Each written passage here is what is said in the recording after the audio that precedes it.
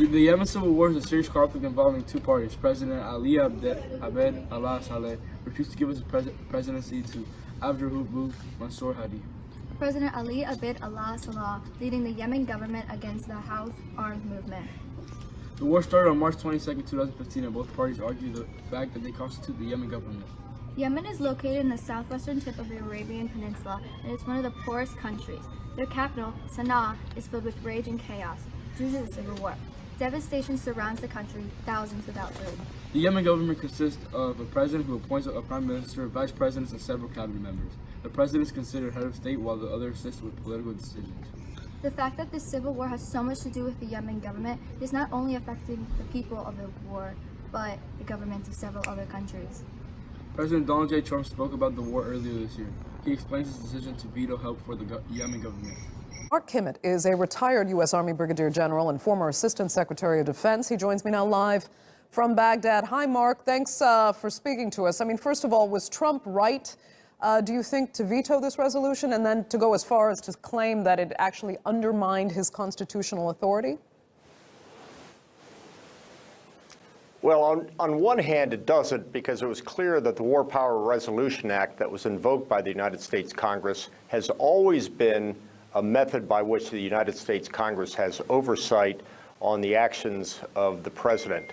Now, this, in fact, was the first time the War Resolutions Act had been invoked, and I think that has, sadly, a lot more to do with internal politics within the United States than it did with the actions on the ground of the Saudis. Okay, so are the U.S. and Saudi, do you think, then, also on the same page on Libya, which we were just speaking about? Because that also contradicts the position of various U.S. allies and causes the same kind of acrimony that the Saudi position on Yemen does with U.S. backing. Well, let's be clear. The Russians are backing Haftar. The United States is supportive of stability inside of Tripoli and inside of Libya. I think everybody knew that it was just a matter of time before the situation on the ground, which had been established by the United Nations, was going to blow up. Sadly, that's what we're seeing now. We're seeing Haftar inside of Tripoli with his forces. He's put an arrest warrant out for the Libyan prime minister, and all those pieces and parts that the UN put together years ago are now finally reaching what we expected all along, which is the country is going into civil war.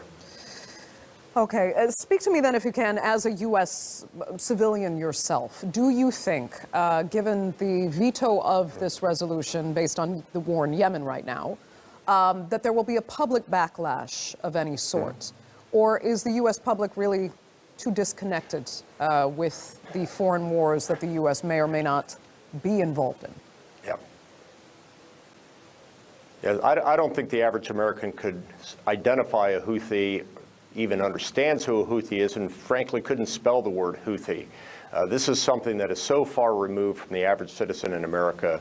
They somehow connect Trump's actions with the killing of Khashoggi inside of Turkey, but I think that's as far as the understanding goes outside of the expert community inside of Washington, D.C. Sad but true. Okay, Mark Kimmett, we will have to leave it there. Thank you so much, as always, for joining us there live from Baghdad. Sure. Trump vetoed the United States Resolutions Act to help assist in the war. Yemen isn't being supported globally, creating much more chaos for locals in Yemen. Let's hear from a local who's strongly affected by Yemen's civil war. I'm here from Labeza One. He's a local businessman who has strong opinions on the war because him and his family were greatly affected by the war. Hello. Hello, let's start this interview off. Mr. Wan, how are the people of Yemen been affected by the war? Well, first off, the public health, water, and sanitation infrastructure has collapsed. You see the direct impact this war has had on the people's lives just by walking outside of your home. You see people dying from preventable diseases. You see children dying from vaccines, preventable diseases. And malnourished children rushing in and out of hospitals. It's heartbreaking to see this occurring and pretty traumatizing, to be honest. Oh, what part of Yemen do you live in, sir? Sana'a. How's the environment in Sana'a? It is ruined. It is one of the largest cities in Yemen, if not the biggest, in its capital. But it was ruined with the rebel forces swept to power last fall. Ousting the president, at least 1,300 civilians were killed and some of the country's most precious heritage was destroyed. Families were separated and buildings were destroyed. There is a large crater left by an airstrike in front of Yemeni Ministry of Defense in Sanaa, which along with the rest of the capital has been seized by the Houthi forces. Does this violence interrupt your way of life, and how do you move on throughout the day? For sure, people don't feel safe outside their homes. You can absolutely understand how difficult it is for people to get on with their life, to look forward with any sort of hope. To a resolution, you see civilians being injured. You see people being killed in airstrikes and from shelling and gunfire, and it put an idea in your head that I might be killed today. It's very scary knowing that you could be bombed or shot at any second. What needs to happen to reduce the suffering of Yemen people? Obviously, there needs to be adequate humanitarian assistance in the country, including food assistance, nutrition support, water and sanitation, and rehabilitation of health facilities that have been bombed. Also, the civilian population needs to be protected.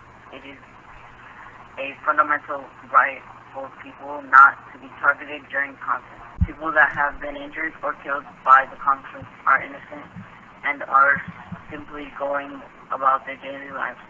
These issues must be addressed at a high level. Where were you when the first shots were fired? I was in the kitchen cooking up supper when all I heard was a shot in the nearby town of Al-Huda. Wow, that must have been horrifying. Yes, it was shocking to hear the war break out. Well, thank you, sir, for all your assistance. No problem. I'm glad I could be of some assistance. That seems like quite the excitement, don't you think? Yeah, the poor family is having to live through all the blood and chaos. August of 2018 was the bloodiest month of fighting that year. Over 981 civilians were killed, and approximately 300 of those people were children. So far, at least 7,641 people have been killed in the conflict and millions displaced, but it is believed to be closer than 10,000 killed. The war is ongoing and situations have become much more severe.